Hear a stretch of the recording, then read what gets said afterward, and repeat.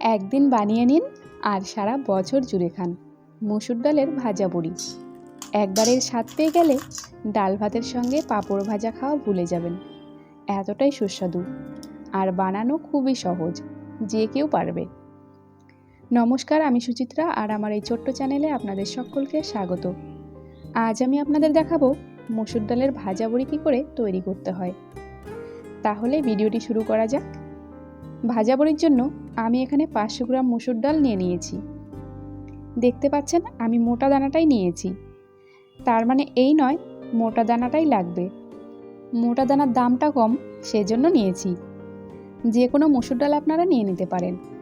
এবার এই ডাল ভালো করে ধুয়ে পরিষ্কার করে নিতে হবে, তারপর ভিজিয়ে রাখবো। মসুর ডাল খুব তাড়াতাড়ি ভিজে যায়, 3-4 ঘন্টাতেই ভালো করে ভিজে যাবে। তবে আমি সকালেই বড়ি দেবো, সেজন্য আগের দিন রাতে ভিজিয়ে রেখেছিলাম। আর পরের দিন সকালবেলা ডাল জল থেকে ছেঁকে তুলে নিতে হবে। মসুর ডাল বাটলে খুব নরম হয়ে যায়, তাই খুব ভালো করে জলটা ঝরিয়ে নেবেন, এক ফোঁটাও যেন জল না থাকে। তারপর মিক্সিতে বা শিলে বেটে নিতে হবে। আমি মিক্সিতেই বেটে নিচ্ছি।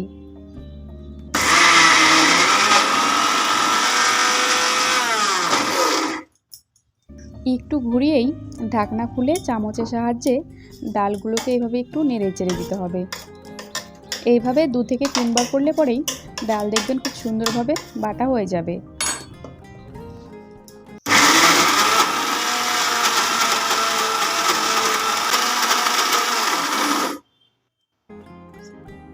আমি মোট 3 বার এইভাবে ঘুরিয়ে ডালটাকে বেটে নিয়েছি।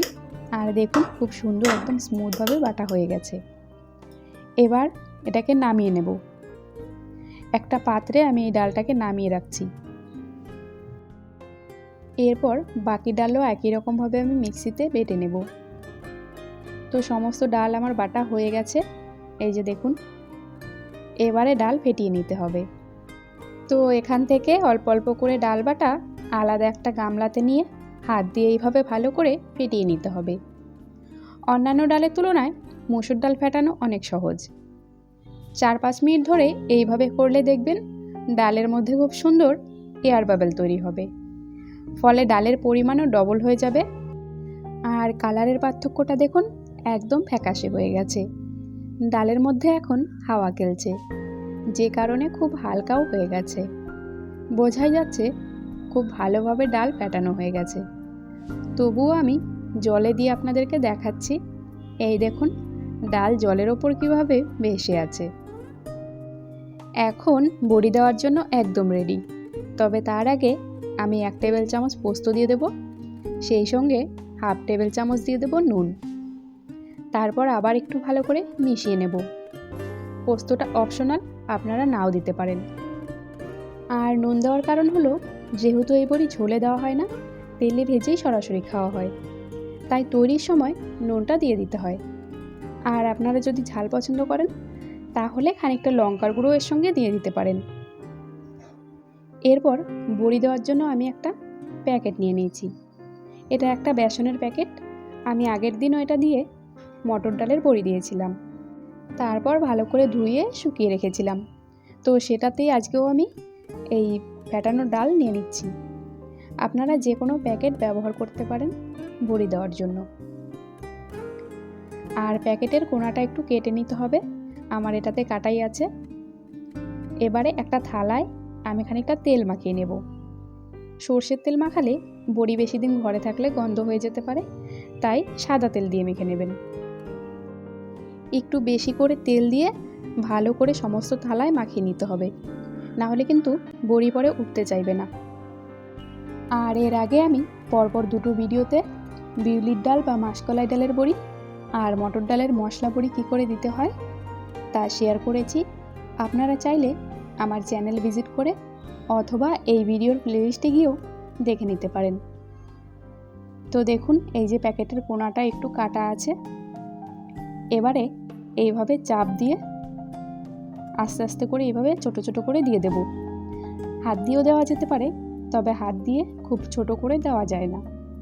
আর মসুর ডালের ভাজা বড়ি সাধারণত ছোট ছোটই দিতে হয়, সেই জন্য প্যাকেটের সাহায্য নিলেই ভালো হয়। দেখুন কত সুন্দরভাবে আমি বড়িগুলো দিচ্ছি। খুবই সহজ, যে কেউ বানাতে পারবে। আর এইভাবে একবার বানিয়ে রেখে দেবেন, শীত গ্রীষ্ম বর্ষা সারা বছর রেখে খেতে পারবেন। তো প্রথমে আমি কয়েকটা থালায় দিয়ে নিয়েছি। থালায় তো খুব বেশি আটবে না। এরপরে আমি একটা কাপড়ের মধ্যেও দিয়ে দিচ্ছি।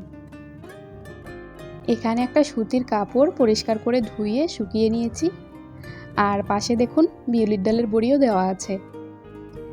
আর এর ওপরেই আমি বড়িগুলো দিয়ে দিচ্ছি। নিচে কিন্তু একটা চট বিছিয়ে নিয়েছি, না হলে নিচের থেকে নোংরাটা সরাসরি বড়িতে লেগে যাবে।